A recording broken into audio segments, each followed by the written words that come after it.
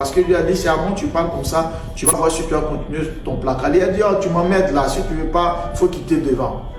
Et le monsieur, il a accompli sa promesse, il lui a lancé un sort. Le lendemain qui a suivi, la bouche de la femme est sortie comme si c'était la gueule d'un animal. Shalom, shalom, soyez bénis du Seigneur. Écoutez ce témoignage vraiment qui est triste, mais rempli de leçons, rempli de révélations.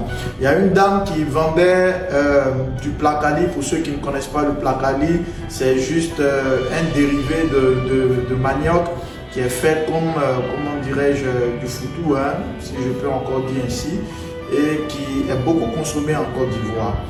Mais cette nourriture, elle est tellement brisée, c'est-à-dire elle est tellement excédente pour ceux qui ont le doigté culinaire, que les gens s'arrachent cela à tout moment dans les restaurants. Mais particulièrement cette femme-là, elle avait une spécialité, un don magnifique dans ce domaine-là. Tellement elle savait très bien faire le placali, la sauce du placali, elle avait tellement de clients sur elle. Au point où quand les gens venaient acheter, c'est les clients eux-mêmes qui lavaient les assiettes parce qu'il n'y a plus d'assiettes, les assiettes sont sales.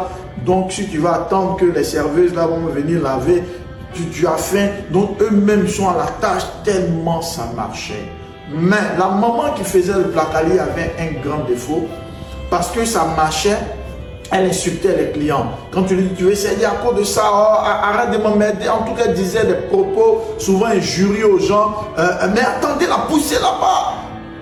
Et certains étaient frustrés, mais tellement ils aiment le placali, ils aiment la nourriture de la dame. Ils attendaient, ils patientaient, ils mangeaient. Malheureusement, un jour, il y a un monsieur qui est venu avec plein de bagues au doigt. Donc, un monsieur occulte qui est venu, elle a parlé mal au monsieur. Et le monsieur lui a lancé un sort parce qu'il lui a dit, c'est avant tu parles comme ça, tu vas voir si tu vas continuer ton placard. Il a dit, oh, tu m'emmènes là, si tu ne veux pas, il faut quitter devant. Et le monsieur, il a accompli sa promesse, il lui a lancé un sort. Le lendemain qui a suivi, la bouche de la femme est sortie comme si c'était la gueule d'un animal. C'est-à-dire la bouche est... Vraiment, il ne sait pas comment expliquer, mais c'était vilain. Avec la salive qui ne faisait que couler, elle bavait. Mais la bouche était allongée, c'était pas beau à voir.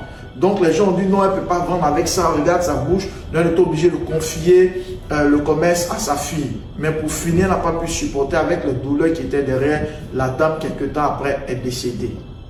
Et sa fille a continué le commerce, mais elle n'avait pas toute la technicité de sa mère, donc ça n'avait pas le même rendement.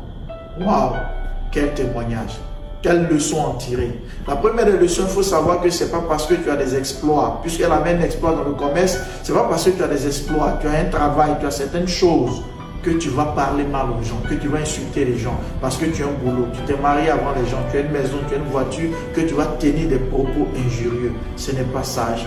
Deuxième chose qu'il faut retenir, c'est que cette femme, je sais que les gens ont eu à l'interpeller à maintes reprises, mais elle était déjà guindée, elle avait déjà, comment dirais-je, son ego qui avait pris le dessus. Donc elle se disait, peu importe ce qu'elle va dire aux gens, les gens vont venir acheter. Et effectivement, c'est ce qui s'est passé, mais ça lui a créé des problèmes. Toi qui écoutes ce témoin, fais attention à ta bouche. Aujourd'hui, beaucoup de personnes souffrent à cause de leur bouche. Beaucoup de personnes souffrent à cause de leurs paroles.